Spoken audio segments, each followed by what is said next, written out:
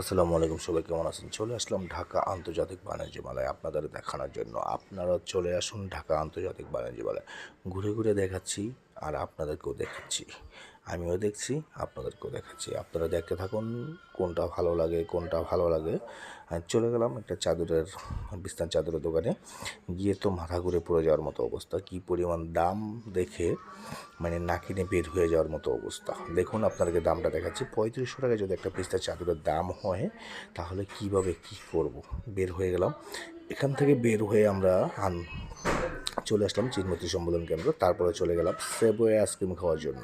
সবাই আপনার বলো আইসক্রিম খাবে, কিন্তু আইসক্রিম খেতে যেয়ে যা লঙ্কা কাণ্ড, এত দাম, কিন্তু আইসক্রিম বানাইছে কেক দিয়ে।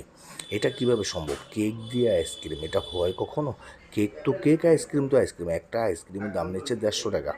সেটা খাওয়ার জন্য মানুষ এত ব্যস্ত, তারপরও চল কী করব, ওটা খেয়ে বের হয়ে যাওয়ার মতো অবস্থা। তারপর বের হয়ে যাচ্ছি, বের হতে গিয়ে দেখি অবস্থা খুব খারাপ। তারপর বের হয়ে হাঁটতেছি, হাঁটতে হাঁটতে অনেক সময় লেগে যাচ্ছে। কী করব, হাঁটতেছি, চলে আসলাম গাড়ি পার্কিংয়ের জায়গায়।